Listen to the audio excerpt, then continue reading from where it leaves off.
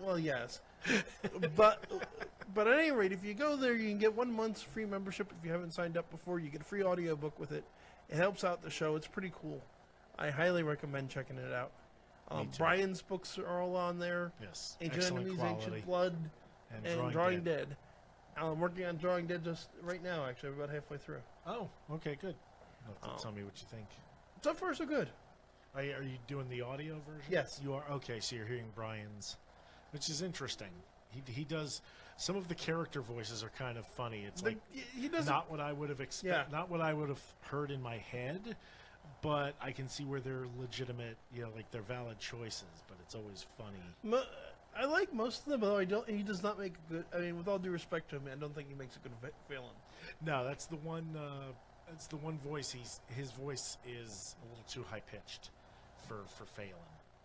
Although I can see, as you said before, he works much better for Avery. He does Avery. fantastic. Yeah, he sounds like what you expect for Avery. Yeah, he sounds exactly like what Avery should sound like.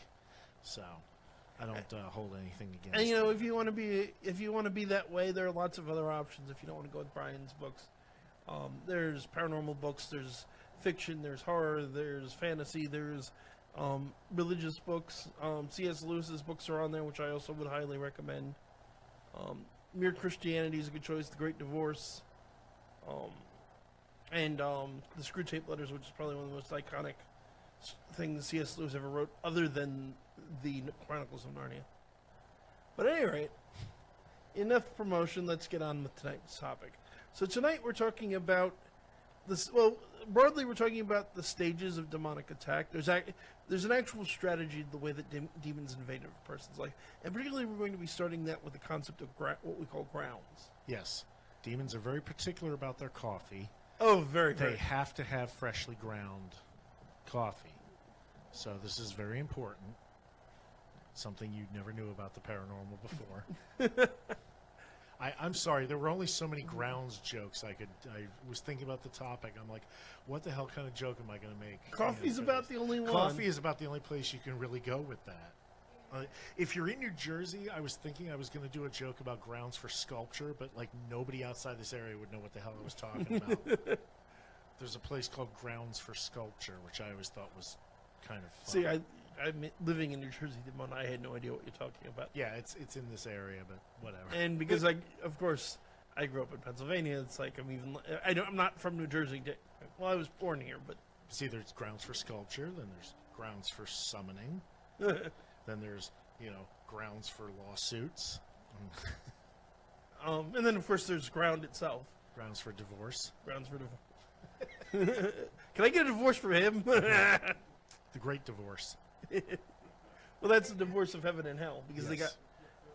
And if anybody's wondering, they got married in a poem by William Blake called "The Marriage of Heaven and Hell." Oh, that's interesting. So kind of like an elopement. Yeah, it's an interesting poem. It's a common law marriage, Married by a poet. It certainly wasn't a church wedding.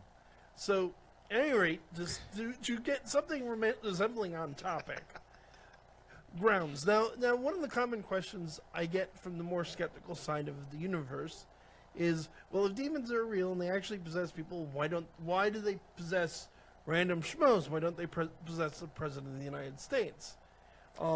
Some might say that has happened. Yes, but usually this question particularly comes up with more popular presidents than the current one. Yeah. We're not going there. Just no. It's too easy. Yeah, it really low-hanging fruit. But the shortest answer, what it sort of alludes to, is how sure are you that they don't? There have certainly been examples in history of people who were demonically or diabolically possessed. The most obvious example being, at least by the end of the war, a large chunk of the Nazi Party, or at least the people in power at the Nazi Party. Nero was probably almost certainly possessed, actually, I would say. Particularly because, fun fact, Nero Caesar, if you add his middle name, which I forget what that is, in Jewish Drusus. Is it? I think, yeah, because his branch of the family was, oh god. See, I knew this stuff like really quickly off the back of my tip of my Well, tongue the point before, but is that Nero Drusus Caesar in Hebrew, actually in Hebrew numerology is 666. right. Not to mention he was an evil man who killed a lot of Christians. He was, although I don't know that that's evidence that he's possessed. I mean, if everybody who was an evil His general bastard- unstable behavior, mass murder would be probably the grounds to think he was possessed. well, that or I mean, he was a histrionic narcissist. Although he, contrary to popular myth, he did not fiddle with while Rome burned. For one No, thing, the he fiddle wasn't in wasn't the city. invented for hundreds of years. Now they say the popular story was that he played the lyre, Yeah. and he sang the downfall of Troy, or the sacking of Troy. Like he recited this epic poem. The fact of the matter is he wasn't actually even in the city at the time. He rushed back And organized organized the firefighting fire brigades. brigades and stuff. Yeah, he did what he could to be responsible and put it out. Granted, he used it as a giant excuse to rebuild, Oh, yeah. expand his palace, and then persecute the Christians and blame them for the fire. Oh, exactly. Yeah, no, he was a horrible, horrible person and did things that most people aren't aware of that are worse than what the general People think he consensus did. of. Yeah, they think about the burning of Rome. They don't know about the, like, hundreds of people he had put to death for the pettiest of reasons, the horrific tortures he inflicted on certain people. Not even like Christians and whatnot, but fellow Roman Yeah. senators, his wife, his slaves, all that kind of stuff. So, Terrible guy. at any rate, I should actually clarify before I get into grounds that there's basically two types of demonic activity. Now Caligula, Oh, good the lord! way Yeah. he would, I would probably put my money on Caligula I wouldn't be surprised if they both were, to be because honest. he with you. was, They were both bastards. Oh yeah, but Caligula was known to talk to people that weren't there and have episodes Yeah. and things. So, I thought it was like Caligula just for naming his horse to the Senate. yeah, although that again, that's one of those things people misunderstand. That was actually a lot of the things he did were calculated efforts to humiliate the I'm Senate aware, and the and that's why I aristocracy. actually like it. Yeah, no, it was kind of a funny thing. It was basically him saying, you jackasses are so useless. My horse could do, as good a job as you can. And I'm going to make you sit here and take it and smile. So, to Yeah. get back on topic, Yeah. Sorry, I can talk about Rome and Caligula and all that. there are, again, broadly time. two categories. Well, there's more, but there's two broad categories of demonic activity in the world. There's what's known as ordinary demonic activity and extraordinary demonic activity. Now, most of the rest of the show is going to be dedicated to extraordinary demonic activity. That's the possessions and oppressions and infestations, and that's what they make horror movies out of. And that's the more interesting stuff, generally. Ordinary demonic activity, how do I explain it? The way I always look at it is almost all of us have this experience of that little voice in your head telling you to do the right thing. Really? You don't have a conscience? Okay, Brian's a sociopath. Yeah. So, okay, normal people, generally speaking, have a conscience. They have that little voice deep down that says, you know this is wrong, don't do it. We could get into the metaphysics of it, but Christians in general and religious people in general really have long thought that was the voice of the divine, the voice of your guardian angels. On the other hand, there's that other voice that every once in a while, go ahead, nobody will notice, take the money out of the register. Go ahead, do the thing you shouldn't do. The classic little devil on Exactly. on the left shoulder. Demons spend, there is demonic influence in the sense of temptation, of trying to get you to do the wrong thing. Not all, and this is a mistake a lot of Christians make. Not all temptation is inherently demonic. Actually, most of it is. We're tempted by demons. We're tempted by the world. We're tempted by our own physical nature and carnality. There's an interesting concept in Mere Christianity where he's talking about the various things that that make people do evil things, And one of the comments he makes that I've seen it before from other philosophers, but I like, is that evil isn't, for the most part, evil is not its own thing. It's a twisting of something good. You know, sexual desire is not evil. If there was no sexual desire, the species dies out. You corrupt it, you twist it, and you get lost. Well, the classic 7 deadly Yeah. sins are usually exaggerations Exactly. of the cardinal virtues. So Yeah, exactly. There's usually The- a correlation. Love, evil is not its own thing. It's a corruption of a virtue. The one thing he notes of all of the, particularly speaking of all the deadly sins, the one he sees is coming directly from hell is pride. Because unjustified pride, and this is a common mistake again people make, particularly when they're criticizing the idea of the 7 deadly sins. There's a legitimate form of pride in what you've accomplished, and then there's actual arrogance. The pride that it means, which is more of arrogance and pompousness, Hubris. and hubris. Which is you considered, as my fiance Misha likes to say, the father of sin. Partly because it was Lucifer's original sin, partly just because so much comes out of it, and it's the hardest of the 7 deadly sins to fight against. Yeah. Well, Because the very nature of it, oh look, I have defeated my pride. Yeah. And you've just defeated the concept of defeating your pride. Well, it's also a very fine line. It's like it's very hard to know where justifiable sort of belief and confidence in yourself and your own ability ends, and where does it start to edge into arrogance or overconfidence or pride. You have one, you think, no, I'm still well within, normal justifiable pride. Other people outside of you see, oh no, He's gotten off the deep end. He's arrogant. He's going too far. So it's always a matter of kind of subjective. And Catholics in particular, and related denominations, and I agree with them on this, tend to think that when the Bible talks about submit to God, resist the devil, and he will flee. And by the way, that's a common misquote. People often say that resist the devil and he will flee. No. Submit to God, resist the devil, and he will flee. So it's a little more than that. They're talking about ordinary demonic activity. It's temptation that you could just go, nope, not having that. Get out. The extraordinary is where more complicated things like exorcisms and blessings get in. But certainly anyone can pray for that basic deliverance. So now that we've covered in more detail than was probably necessary ordinary, let's talk about extraordinary. Now, demons are blocked from entering our world for the most part, which is a good thing. To quote the late Ed Warren, if demons had free reign, we'd all be dead. As to quote the Bible, the devil comes not but to steal, kill, and destroy. They're not here to do us any favors. They need to be given permission to enter our world, and that mostly comes from us, and mostly comes through one of 2 ways. The 2 ways are most often expressed as laws: the law of attraction and the law of invitation. The law of invitation is the simplest to understand. If you ask for demons, you get demons. Just like Archer. Yeah. The classic Archer meme. This is why people who practice satanic ritual get demons. Even so often, even when they're doing it in jest, it's like, no, if you're trying to summon a demon, you may get a demon even if you didn't need it. Yeah.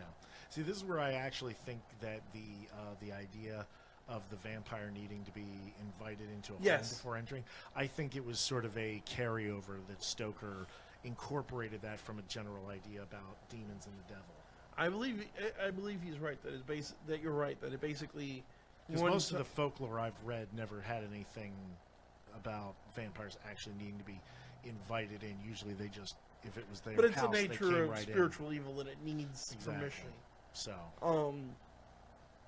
most invitations are very straightforward. Some of it's a little more subtle. Ouija boards are a very common form of invitation. And before anyone accuses me of it, no, the majority of Ouija board uses are not contacting the devil. The majority of them are you're pushing it yourself, or one of your friends is pushing it. You're just not consciously aware of it. But it does open a risk. The other way, which is a little harder to wrap your head around sometimes, is attraction. Although to me it makes sense. Evil people draw evil spirits by nature of being evil. You see this, for example, when we talk about Adolf Hitler. Now, lots of members of the Nazi Party, most notably, of course, Heinrich Himmler himself, were big into the occult. So he was the most sort of occult crazy. Not the only one. There No, were not others, the only, but but he I was say he was the most prominent. He was the one primarily responsible for bringing a lot of that into the larger Nazi Party. Hitler made fun of him for it. Well, yeah, he used it for political tool. Most of the other high-ranking Nazis, laughed it off.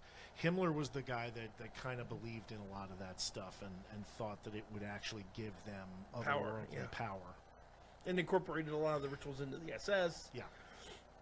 And some of the crazier occult experiments and things of that nature.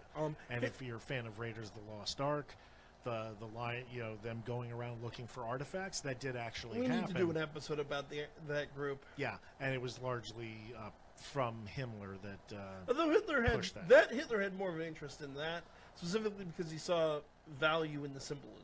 Oh yeah, if it was successful, it was fine. But Himmler was the one that really pushed it as far as sending the teams out and telling them where to look and what to look for. But the most famous of those examples, Hitler was interested in finding the Spear of Destiny, and you could get into a whole lot of occult explanations for it. But the simplest explanation might very well have been, it was a political symbol.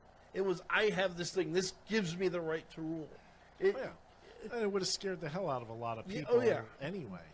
But, now see, there was sort of they missed the chance there. That was the perfect, fourth Indiana Jones movie. And they did a novel or something based on a video game. They did a video game where they used that idea. They also did Atlantis and whatnot, but it really and they've done at least 50 billion other things that have used the spear. At this point, it's an overused trope. Yeah. But it would have been a good movie. Yeah. Maybe with the reboot. Yeah. Because apparently they're working on one. Oh, boy. But the point remains, Hitler himself was a dyed-in-the-wool materialist. He was very dismissive of anything paranormal or occult. There's a considerable amount of debate, which is definitely an episode into itself, and maybe the next episode, because we need to finally go there, about what Hitler's religious beliefs were. But the thing is, about Nazis. Hitler ran or helped organize and perpetuate the mass murder of between 9 and 12 million people. Mm-hmm. When you commit an act like that, there's a spiritual consequence. And that spiritual consequence can be demonic possession. This is what the idea of attraction is. If you do something really horrible as a form of punishment, you get demons. Serial killers, rapists, necrophiliacs, and let's be clear, you'll find a lot of Christians who will tell you homosexuals are demon possessed. People who play too many video games are demon possessed. People who eat too much junk food are demon possessed. No. Every legitimate example of attraction I'm aware of, there are undoubtedly ones I'm not, but every one I'm aware of has been an incredibly extreme case. Yeah, I would imagine that's got to be like the lowest, most like lazy freaking demon, the one that makes you eat junk food. It's like, oh, okay, hold a gun to my head, jeez, all right, fine, freaking Snickers bar, yeah. But yeah, it's like best demon ever. Like most of the time, it's like murderer. People who've committed multiple, serial killers in general, very frequently, and if you do a little research. And we talked about it on the show before, but Bundy, Jeffrey Dahmer, David. I disagree with you on Bundy. Dahmer and Berkowitz, I could see because Berkowitz is undeniable. He's spoken very publicly about it. Dahmer, Bundy, there's definitely evidence of his interest in the occult. See, I haven't. I read like 6 books on Bundy. So have I. And I did not come across any of that. I'm still waiting to see where this material is. Berkowitz, Richard Ramirez, Adolfo de Jesus Constanzo, possibly depending on theories, Jack the Ripper himself. There's a few that I wouldn't really argue with. Manson. Manson, not technically a serial killer, but there's no denying the occult. But as far as as far as a guy that could you just talk people into doing almost anything, I wouldn't. I wouldn't fight you too hard on Manson. I don't think anybody would be it's too hard like- on Manson. It's pretty easy to imagine that. Yeah, he could definitely be that guy. But there are a couple of other examples. The most common one doesn't fit in the first two categories, and by far the most unfortunate is once one of these things has happened, the land upon which it has happened, particularly the more serious, pretty much anything attraction, anywhere that a serious level of satanic activity is taking place, the land becomes cursed, and the next person to move there winds up inheriting the problems of the people before them. The Amityville Horror, this is what happened. The case The Conjuring is based on, at least assuming the movie's correct. I know the movie took liberties. I haven't read the books and whatnot, but based on the movie, that's what happened. People didn't do anything wrong. They sometimes life sucks. Yeah. Also, along the lines of people who didn't do anything wrong, people who tick off the wrong person and wind up being cursed, like the case I recently had. Depending on can often wind up with demons, which are what take out the curse. Megan Halverson from the chat said, "How about the Golden State Killer?" I don't know anything about them, to be honest.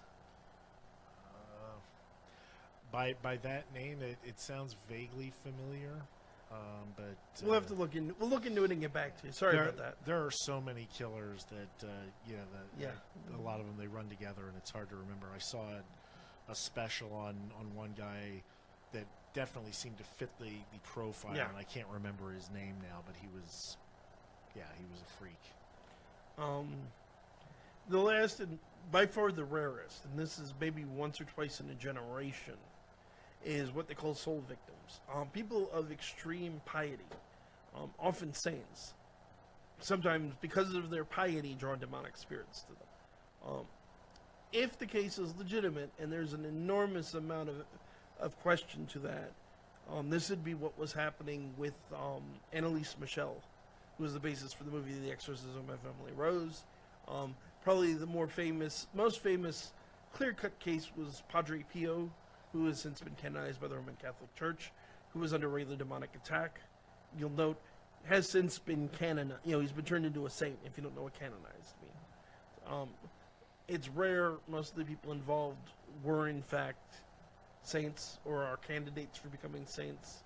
Now, given how that was one question that I have that maybe other people do, given what you've said before about how the demons and whatnot react to faith and to religious, icons and stuff, how could they stand to get that close to somebody that was that pious and whatnot, and to do that? I mean, They can, but it's it's partly that God kind of gives them permission, specifically because when you're dealing with someone of that exceptional level of faith, it's seen as a form of test,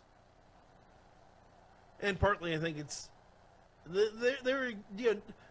whatever hell is, and that's an interesting question in and of itself. It's for demons. It's a place of torment. It's a place of unspeakable pain. They're used to suffering. Exorcisms are excruciatingly painful for them, but they hold out. They dig in. That's kind of the other thing. Is sometimes it hurts. Every moment of them doing it is unbearable agony to them. But they're petty. They're vindictive, and they're fanatics who are quite willing to just put up with it to get what they want. Okay. So we're at the half-hour mark, so I do actually want to give out the phone number. Now that we've from here, we're actually going to get into once you have a demon, what happens next. But in case anybody has any questions, the number is 609-807-2492, 609-807-2492. If you're outside of the U.S. or you're just too shy to call, I am monitoring both the chat on Facebook and on YouTube, so feel free to ask a question there. I will try to get to it. Call in and say hello. Don't be shy. We got Brian shots last week, so it's okay if you bite too. Yeah. And I usually don't bite. Now on to the care and feeding of demons. So once you've got a demon, however you've got one, And here's another thing to realize about all this. There's a lag. There could be a lag time between when it gets its invitation and when it actually shows up. The way that the way that spirits perceive time is different than the way that people perceive time. You might play with a Ouija board when you're a kid, and then you have problems 10 years down the road. So, or it may happen the next day, or right away, or it's up to them. It's up to their time. They're usually looking for vulnerability. But what it'll move into what the first stage, which is known as infestation. Infestation is a haunting on crack. It will do a lot of the haunting type of things: footsteps, seeing figures, bad smells. Objects will disappear. Objects will move. There's differences. It's like having a really obnoxious house guest that wants to kill you. It just won't. I'm just saying that part of it. It's like things disappearing, smelling bad, footsteps. Yeah, it's like a really with a annoying ghost house guest. But the ghost things don't usually disappear entirely. They move, or they'll disappear for a week, and then you'll find them somewhere. That you'll lose your wedding ring, and then all of a sudden you'll find it sitting on the kitchen counter in plain sight. Where how the hell did you miss it for the last week? And nobody else found it. Whereas with demons, it's gone and it's never coming back. Things like that will happen. Things will get broken. Ghosts usually will break inconsequential stuff. Demons will specifically break things of personal value. Smells of feces, smells of urine, smells of blood. Any of those objects and stranger things appearing, dripping down the walls out of nowhere. Even stranger things than that. There's, I've read about cases where V8 juice dripped down the walls, which sounds completely ridiculous until you realize the father of the family whose house this was happening in had a severe anaphylactic shock level allergy to tomatoes and tomato products. Beer has happened a few times. Weird, unidentified, greenish sludge that isn't quite so identifiable. All sorts of bizarre things. And the sounds will be growling, voices, things of that nature. The voices will usually be very threatening. Words can appear on thing, often written backwards, left to right instead of right to left. That are usually blasphemies, obscenities, things of that nature. Often they're written in English. Sometimes they're written in Aramaic or Hebrew or some other language that the person doesn't know, and things of that nature. At this point, the main goal is to terrorize people. Demons seem to feed on fear. Whether they feed on fear the way that we feed on food, we don't know. But they certainly use energy from fear to do more things. So you get into this spiral. So with a ghost, it usually wants attention. So if it makes your keys dangle across the room by an invisible hand, and you start freaking out, it stops because it got the attention. Where a demon escalates things. It's like, okay, I got the attention. Now here's what we're gonna do next. At any rate, all during this time, it's trying to drive wedges between the members of the family, trying to get them angry with each other, trying to get them to stop talking to each other. Very, very often, whenever possible, it's trying to get them to, trying to get them to think the other people are crazy. For example, it becomes very common that you'll see cases where one person will have an experience, but everyone else around them doesn't see. 6 people in a room, one person sees something, nobody else sees it. And that by itself, it's called, that could be called delusional. Yeah. Sometimes, that happens, and then it happens to somebody else and somebody else at different times. And you can, once you start video recording things, and it's a little hard. You can't video record a delusion, at least so far as I know. So, again, there's ways to tell, but it's picking somebody out. It's usually somebody it sees as vulnerable, and I hate to say it because it sounds slightly sexist, and it's not. But to be honest, very common targets for this are women, for a couple of reasons. One is that women are for genetics or society are often more open than men, which makes them more ready targets. but also more fundamentally than that, historically, although this is obviously changing, the idea of the stay-at-home mom is a pretty ingrained part of our culture. Dads go out and work. So you have somebody who's staying alone in the house for long periods of time. It makes an easy it gives that demon one person to work on who's isolated, and anyone who knows the basics of fear, even in the way horror movies or novels treat it, things are scarier when you're by yourself. Yeah. Well, and like you were saying with the social Yeah. climate in the past, women are also less, would be less credible in most cases Bingo. for a longer period of time. Bingo. Yeah. And it's going to start to isolate that person further and further. And you get also what you see in the ordinary case, but in more extreme version, where it's going to start to try to influence that person to do things, to do what it wants. This is the stage most people confuse with demonic possession. Demonic possession is incredibly rare. This is known sometimes as obsession or sometimes as oppression. There's some technical differences between one and the other, but for the most part, it's the same thing. And it's one person who's becoming increasingly influenced by the spirit. And the psychology involved is very similar to addiction. It's very similar to Stockholm Syndrome of it's just torturing the hell out of somebody to get the person to do what it wants. To the point that any phenomenon that happens centers around the person, which can also feed back into trying to destroy the person's credibility. Because, okay, it only happens when Sally's around. Sally's playing a prank. Mm-hmm. And that's, again, how insidious this type of thing gets. But eventually it's going to ask the big question. And the big question is where you go from this point into actual true possession. Which is, it's going to ask for permission to enter the person's body. For actual possession to occur, it needs permission. It needs the person to actually consent. It needs an act of will, to put it in magical terms. And at that point, the demon is now inside of that person's body, 24 hours a day, 7 days a week, 365 days a year. This is also why possession is so rare, because most people don't agree.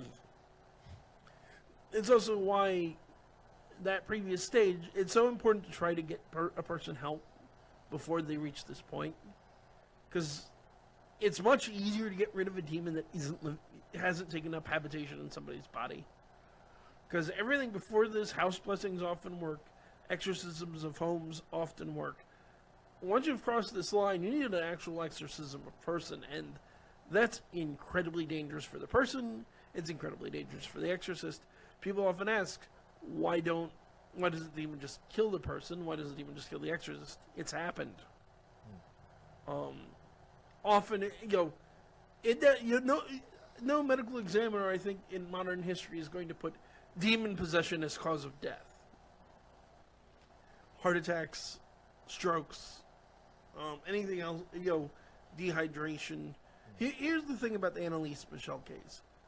Now, she stopped eating, and ultimately the priests involved and her parents were charged with neglect. The priests claim, and I don't know for certain how true this is or not, is that no, they were actively trying to get her to eat. And if a priest is following the actual rules of the ritual in the Catholic Church and most other legitimate denominations, yes, there is fasting as part of the ritual. The priest is the one who does the fasting, not the possessed person. The possessed person's under enough stress. Yeah, they need energy. Yeah. So, ideally, in fact, in most cases, or at least many modern cases where the Catholic Church is involved, they try to have a medical doctor on hand to monitor and everything. Because, again, the idea here is not to kill the person. Yeah. Which leads us to the last stage, which is what the ultimate point of all of this is. Which is, it wants to destroy the person. When it can, it'll push them into suicide. It'll push them into murder. If it can't do that, it'll try and push them to the point that everybody thinks they're crazy and they're locked in a mental hospital. If you talk, and I've done this, if you talk to people who work in long-term mental health facilities, especially with criminally insane or people that are particularly violent. Almost everyone I've talked to, there's a few exceptions, but almost all of them have at least one case they've worked on that doesn't make any sense from a scientific standpoint. The person knew things they shouldn't know. Objects moved. There was just something about this person that didn't make any bloody sense. And I'm not, the vast majority of mentally ill people, the vast majority of people in mental hospitals are mentally ill. It is a very dangerous mistake that gets made far too often to confuse mental illness with demonic possession. And see our last week's show, in fact, where yes, we got into telling the difference, but it will try to do that. And if you look, there are studies that have been done showing, there's a certain commonality of people who use Ouija boards winding up in psych hospitals and things of that nature. Here's one of the great secrets the psychiatric community doesn't necessarily want to get out. More and more people in the psychiatric community are becoming aware of this. There's, and are bringing clergy in quietly, usually.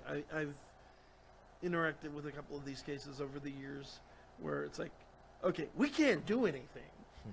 The medication isn't working. Stuff's happening we can't explain. Eventually, if you're maybe not the hardcore skeptic scientist, but especially if you're a doctor and your ultimate goal is to treat somebody and to help somebody, and everything you can do doesn't work, you start to think, well, what haven't we tried yet? And there have been cases, and again, it's rare, it's not common. But again, the thing about demonic activity, and it's another way to tying this episode back into the previous one, which was my intention, is there's a strategy to what's going on. Everything is going towards a specific purpose. That's what separates it from hauntings. Hauntings are usually random and fairly chaotic. Now, another, related to this, how does this relate to other types of spirit phenomenons? There comes a point, as I've said before on the show, I believe, at some point, sometimes it doesn't matter.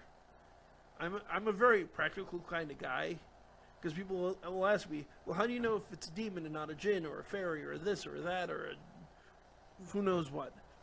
It's like, I don't really care. Why does it matter?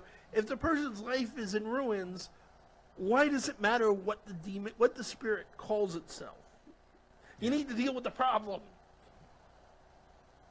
I want to give out the number again. We're coming up on the end of the show. There is certainly always more to say, but in case anybody would like to call in, 609-807-2492, 609-807-2492. Yes, please call it in. Call in, ask questions. We want to hear somebody other than ourselves. Yes. Meanwhile, I'll give you some suggestions. For anyone who's interested in these topics, I'll give you guys some suggested readings. There's a good book called Glimpses of the Devil, which is actually written by a psychiatrist. I forget the guy's name. I want to say something or other Pack. I'm probably wrong. But it's about cases of demonic possession that he's personally been involved with as a psychiatrist. There is a book, the Warrens' books are particularly good. I would highly recommend Demonologist. And thankfully, since they're all in print again, there's a very good book called In a Dark Place about the Snedeker haunting. This haunting was also the basis of the very bad movie The Haunting in Connecticut. But the very good TV episode, A Haunting in Connecticut, which was the very first episode of the TV series A Haunting. Okay. I'm not familiar with the show, but it's a combination of documentary with the original people involved in hauntings and reenactments. Okay, so like docudrama, I think they call them. I always thought docudramas were more fictional, more on the fiction. It's like just more of the reenacting, where this is almost a 50-50 split. I think anything like that qualifies if it's got reenactments, but it's of a fact-based nature. they kind of start calling it a docudrama. But if you want a good rundown of the progression I'm talking about here, the In a Dark Place case is very textbook. And that's available on Amazon. I don't know if it's available on Audible. I should check. Yeah. Be good to know. Read by someone with a very spooky voice. Well, one would hope. Otherwise, what's the fun? And I don't see an easy way to search Audible, unfortunately, without logging in. It could be fun in a whole different way to take a really scary book and have it read, like by Pee Wee Herman, by Paul Rubens or something, Well, he's capable of doing more than the. No, I know. Ergo, he's actually specifically, actor, it would need to be Pee Wee Herman. Yeah. It was and then the ghost jumped out and said, "Boo!" Just a whole subcategory of books that are deliberately going against the subject matter. That would be really funny. The Amityville Horror is another good one, actually. Granted, it is probably the single most controversial haunted house in American history. It's probably been somewhat over. It's been hyped. It's been overhyped. The books, and especially the movies, but the books themselves were drama. They're not entirely accurate because here's the thing to realize about all of the books in this genre, even the non-fiction books. Books are written to make money, not to accurately report on facts. Theoretically that's newspapers, but the reality is newspapers are also intended to make money. Yeah, pretty much. They have to sell copies, so you're always going to print the most sensational version of the story. So reality is, things got exaggerated. Some of the things that got exaggerated have been deliberately or otherwise misrepresentative. For example, there's a famous example of how the car the priest's driving at one point, the hood flips up, it blocks his view, and the model of car that he was driving, that isn't possible.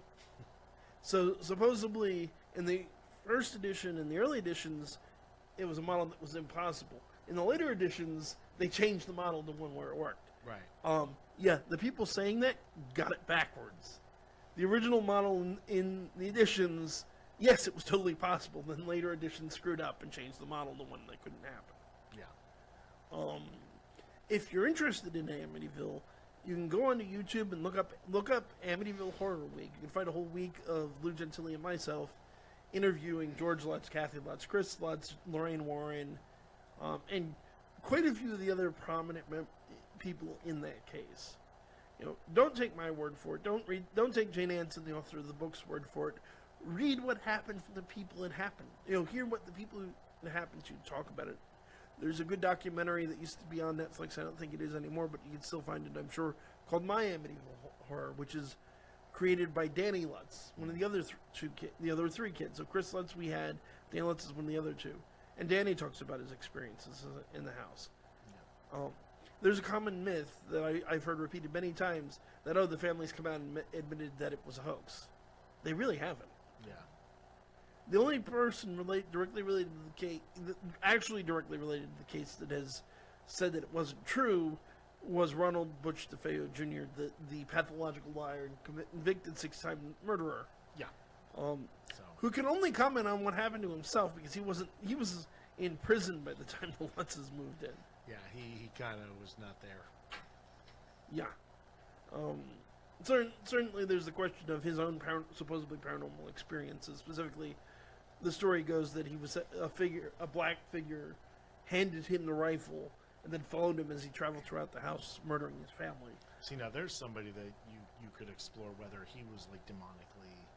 Yeah, except given he's a pathological liar, it's impossible to know. Oh, it's impossible, but it'd be interesting to see if there was any. I lean towards yes. Outside evidence that might point, aside from his own testimony. At this point, there's so many contradictory things. It's because there's talk of him having been involved in Satanism and witchcraft and all these other things. Yeah. Drug use, family connections to the mafia. We could go on all week about all of the rumors and speculation about what actually happened. I will say that the preponderance of the evidence definitely says that, despite his own constant changing of his story, that he committed all 6 murders within quick succession of each other, starting around 3:15 in the morning. Here's what's interesting, though, about those murders, and why I do think that he was under demonic influence when it happened. Now, the nearest house to 112 Ocean Avenue at the time was about 30 feet away. The man who lived there at the time was sitting in his kitchen with his windows open having a cup of coffee. Now, DeFeo used a Marlin 316 rifle, which is a high-powered, very loud rifle that doesn't carry a silencer. 30 feet away, windows open, the only thing the man heard was a dog barking. Mom and Dad were shot in the back of the head, lying face down, side by side, in bed. There's no sign either of them even woke up. There's no sign the kids woke up. There's no sign they were drugged. There's no sign they were bound. Why didn't somebody wake up? Why didn't any of the neighbors hear the shots? There's a woman who lived in the area that has since come forward and said, oh, well, I heard the shots. But, yeah, she's saying, yeah, I heard the shots. I was just too afraid to tell anybody. The murders took place in the 70s. Why did you wait 20 years to tell somebody? Yeah. And that could be wishful thinking. We all know how unreliable memory is. Here's the other thing about Amityville. And the original... So the very first... the man who most spread the story that was a hoax was Stephen Kaplan, the father of vampirology, according to him. The guy was a screwball. He was convinced that vampires had secretly infiltrated the U.S. government. Well, that part's true. You can read my books and learn more about that. That was a perfect opening. I mean, yeah, it really is. That was like I had to take that. But actually, the story started with a reporter. For pretty much the biggest newspaper on Long Island at the time. I forget the newspaper off the top of my head. But the thing is, the reporter who first wrote the story saying it was a hoax, it didn't happen, was the son of the chief of police for Amityville. Now, the problem that they had then, and this has been even more serious problem in the time since, was the story had gotten out, it was in the news, and the minute you say something's haunted, even back in the 70s, if you want it, they will come. Oh, yeah. Tourism. So the town has this huge problem of mostly teenagers turning up, yanking boards off of the house, trying to get weird souvenirs, trying to break in, vandalizing the other properties in the area. Yeah. So the cops have a vested interest in saying, it's a hoax, the house isn't haunted, go home. Yeah. And this happens a lot with hauntings, that the local police will in fact say nothing happened. Yeah. Well, because also it's just kind of an awkward situation. The police usually aren't in a position where they can't come out and say, yes, we believe this was haunted. Yeah. Because that's just not something that's going to make any police force be taken seriously. So they pretty much have to fall on the side of, none of this stuff is true. It's, it can't be real. Because then it's like, okay, where does the jurisdiction of the police end in regards to supernatural, crimes and occurrences? Well, now this just makes me think of the friend of the show, Patrick Thomas's series about the Department of Mystic Affairs, which is a federal government department that handles the paranormal. One of the things I like about it... The X-Files. You need a group that specifically has jurisdiction. What I love about the DMA stories is the official position of the DMA is we don't use cover stories. Whenever the media, when the press, anyone asks them what happened, they tell them exactly what happened. Which, it works as a great cover story because the reality is the only newspapers that will ever print it are the tabloids that nobody believes anyway. Right. But it's actually because the head of the DMA is Uncle Sam himself, and Uncle Sam believes in honesty and, transparency in government. So he just tells them, it's like, no, our official policy is to tell the truth. Yep. I still need to read those. They sound actually really good. So we're coming up on the end of the show. I do want to, again, remind everybody that this show and pretty much every other one from here on out, so get used to the ads, is brought to you by Audible. Remember, audibletrial.com/paranormal-e, audibletrial.com/paranormal-e. E is an encyclopedia, or elephant, or echo, or whatever, however you want to put it. It just seemed like you're using elephant. Or maybe we should go E as in ectoplasm. E is an ectoplasm. That's another good one. I'm like, at least tie it in. You know, go check it out. Get a free 1 month trial. If you don't like it, just cancel it. Yes. And here's the beauty of it, because I've had a membership and canceled it for years, and then we recently brought it up again because my fiance and I both work jobs where we have to sit in cars all bloody day, and it's nice to have a free audiobook to listen to. Is those books I got back before, including the one I got with my original free trial, I can still get them even though I canceled it for like 3 years. Yeah, still available. They save them on your account. Yep. And you can download them on your phone and tablets and all those other happy things.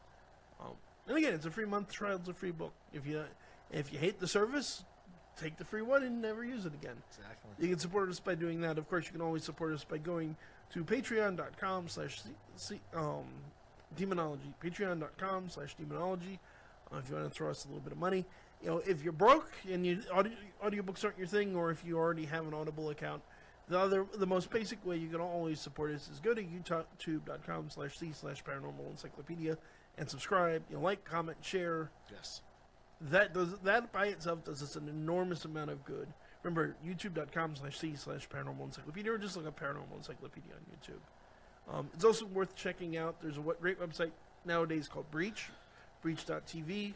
All our videos go up there. In fact, they're about to implement being able to do live videos there the way you can do them on YouTube. I will say this now, while this show will continue to go up on YouTube Live, I'm going to be doing additional videos for Breach, and when I do them, when I do live ones that aren't the show, they're going to go on Breach first, and then eventually I'll get around to putting them on YouTube. Me too, maybe. Yeah, I'm trying to get a bunch of other people. I'm looking at doing videos. I'm just lazy. Yeah, we're trying to light a fire under his rear end. Yeah. Amisha and Beth are working on some videos as well. If any content creators out there are listening to us, I definitely recommend checking them out. The ad revenue is much better than YouTube, and quite honestly, all of the nonsense you get from YouTube about unjustified copyright strikes and things of that nature, they're not going to give you as much trouble. I mean, obviously, you're not going to just upload copyrighted material willy-nilly, but if it's like, they're actually going to give you more of a hearing about fair use. All right. But, yeah, and 2 minutes to spare. Do you have anything you want to add? Yeah, if anybody is local, this weekend I'm going to be doing my presentation on vampires in literature, folklore, and film at the COGS Expo up in Parsippany, which is going to be a lot of fun. I'm also doing a reading. It's free, I believe. Yeah, it's free for everyone, so you just go in and enjoy all the stuff, all the vendors, all of the cool things, good stuff there. Yeah, and I'm going to be doing a reading from one of my books as well later in the evening on Saturday. I unfortunately will not be there. I have to work Saturday and Sunday, in fact. But I definitely do recommend checking out. Next month there is Catskill Steampunk coming up. Yeah. Which is going to be the 8th through the 10th. Yeah, I can't make that. I actually will. I'm sorting out details now, but I am in fact going to be there. I'm going to be tentatively, it looks like I'm going to do a magic act, a Q&A with another paranormal group, maybe talk about the history of the spiritualist movement, and the one I'm particularly looking forward to, so there's going to be a bonfire. I'm going to do some ghost stories in front of the bonfire. It's very economical in terms of the price, I mean, and especially because the price is for the entire weekend, including your hotel room, unless that's changed from the previous years, and I'm pretty sure it has, and I looked into all that.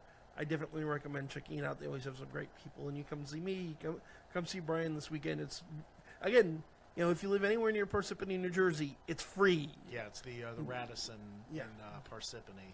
Just show up and go see what's going on. If you hate it, well, you didn't lose any money on the deal. Yeah, there's music, there's performers, there's vendors, there's all kinds of cool stuff. Yep, but that's going to do it for tonight. I want to thank everybody for listening. This is Kevin Mears saying good night and God bless. And Brian McKinley, godfather of vampire thrillers, saying stay thirsty. Steal a line from Sure, why beer not? commercial. Why not? Eventually, I'll get a tagline. No, I think Stay Thirsty works. I've tried. It's fun.